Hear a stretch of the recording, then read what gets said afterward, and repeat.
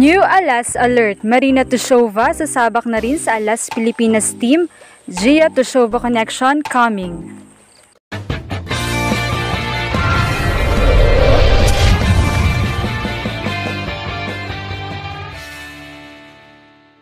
What's up, Volleyball Nation? Welcome back to my YouTube channel. Narito ako para magbigay sa inyo ng updates tungkol sa mundo ng volleyball. Pero bago yan, don't forget to subscribe and hit the notification bell para updated ka sa aking mga videos. Another history na naman ang ginawa ni Russian spiker and reinforce of the Capital One Solar Spikers, Marina Tushova, matapos niyang ma-break ang sariling record from 45 points versus CMFT to 49 points versus NX LED. Talagang nakakahanga si Tushova na ika nga ng fans ay dala na ang buong bansa niya sa pagpalo.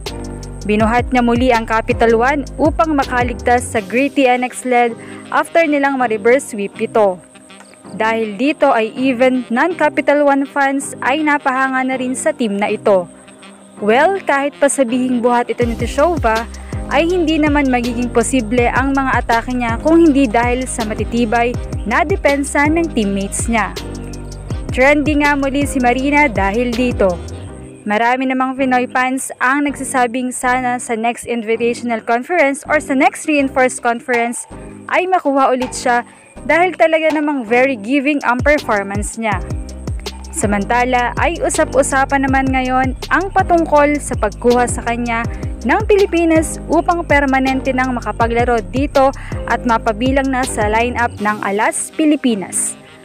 Ayon nga sa mga posts ay inihayag ng PNBF ang interes nila kay Marina at aniya pa'y kasalukuyan ng inaayos ang naturalization ng Russian player na ito. Ayon sa post kay Tatsu Sara, ang layunin nga raw ay makapaglaro para sa bansa si Tushova sa World Championships sa 2027, kung saan ang ating bansa ang naturang host nito para sa torneyong ito. Kung saan maaari itong magtulak upang makapaglaro tayo para sa Olympics. At syempre, pinaghahandaan na rin ang mga pagpapadala ng mga mahuhusay na players para sa Los Angeles Olympics sa 2028. Samantala ay kabilang din sa naturang post ang pahayag mismo ni Tushova kung saan ang makapaglaro daw sa Alas ngayon ang pangarap niya.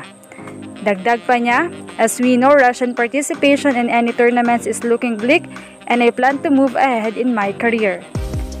Nakausap raw mismo ni Tushova si Gia, ang kapitana ng Alas, at pareho raw nitong goal na makapaglaro sa Los Angeles 2028 Olympics. Paalala lamang mga ka-Volleyball Nation, ito ay kuha lamang sa mga kumakalat na post, subalit hindi naman ito imposible dahil patuloy na rin talagang nag-i-invest ang PNBF para sa volleyball sa Pilipinas at makipagsabayan sa ibang bansa. Lalo tigit, kita naman natin ngayon ang pamamayagpag ng Alas Pilipinas team sa volleyball, kung saan nga ay nakakuha muli sila ng medalya para sa international tournament. Kaya naman let's support the goal of the PNBF and the rest of the Alas Pilipinas team at ang iba pang manlalarong Pinoy. Anong masasabi nyo rito? Leave a comment below. Thank you for watching and don't forget to subscribe.